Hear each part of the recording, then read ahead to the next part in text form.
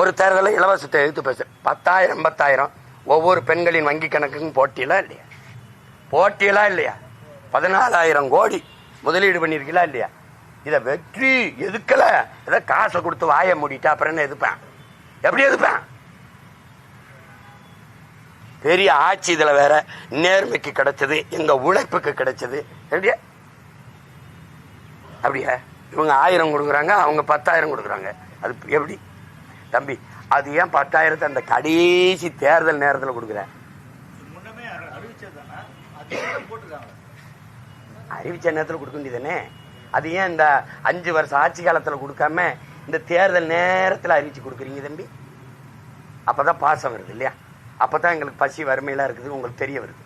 இப்ப இதையே கேட்போம், இந்த போலி வாக்காளர்களை நீங்க எப்ப கண்டுபிடிச்சீங்க சொல்லுங்க.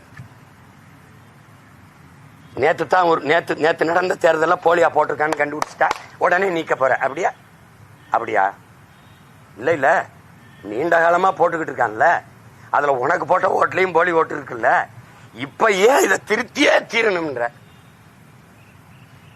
ஏன்னா உனக்கு இங்க ஓட்டு இல்ல. அப்ப நீ பீகார் மாதிரியே இங்க வருவ, வந்து இந்த திமுக போகும்போது ஒரு வேளை அந்த வரவேற்புல என் படம் இருந்ததுன்னு வச்சுக்கிறேங்க, அந்த வீட்டுல ஓட்டு இருக்குமா? இல்ல தம்பி விஜய் படம் இருக்குது, அந்த வீட்டுல அவங்களுக்கு ஓட்டு இருக்குன்னு நினைக்கிறீங்களா? திமுக போகும்போது அம்மா ஜெயலலிதா படம் அல்லது ஐயா எடப்பாடி படம் இருந்தா அங்க இருக்குமா? இல்ல பிஜேபி போகும்போது இஸ்லாமிய இருக்கிற வீட்டுல அவனுக்கு ஏதாவது ஓட்டு இருக்குமா? எப்படிப்பட்ட ஜனநாயகம் அது?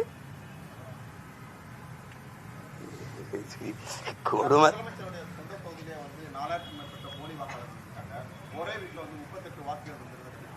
ஏன் அவ்வளவு நேர்மையானவர்கள் அந்த வெற்றி செல்லாதுன்னு அறிவிக்க வேண்டியது என்ன பண்ணீங்க? கோமால படுத்திருந்தீங்களா? அப்படி கொஞ்சி குழாவும் போது வந்து காசு வெளியிடும் போது கூப்பிட்டு கையை பிடிச்சி பேசும்போது விஷயம்போதெல்லாம் நீங்க கள்ள ஓட்டு போட்டு 4,500 ஓட்டு ஜெயிச்சிருக்கீங்க, போலி வாக்கல, அதெல்லாம் பேசல தம்பி. முடிஞ்சு போச்சு. இங்க பிப்ரவரி 10ஆம் தேதி தேர்தல் அறிவிக்க போற, 2 மாசம் இருக்கு. அவர் 5 வருஷம் இருந்துட்டு அவ்வளவு முதலமைச்சரா. இப்ப வந்து போலி வாக்காளர்களை கண்டுபிடிக்கிறீங்க. கொளத்தூர்ல மட்டும்தான் போலி வாக்காளர் இருக்கானா? மற்ற தொகுதியெல்லாம் இல்ல. பிஜேபி வென்ற தொகுதியெல்லாம் இல்லையா? சொல்லுங்க. பிஜேபி கோவை தெற்கில் வென்றுச்ச எல்லாமே நேர்மையான வாக்காளர்கள் தானே? பேச வேண்டிய தேவை இருக்கு, பேசுறீங்க. எங்களுக்கு என்ன பண்றதுன்னு தெரியல, கேட்டுட்டு போறோம்.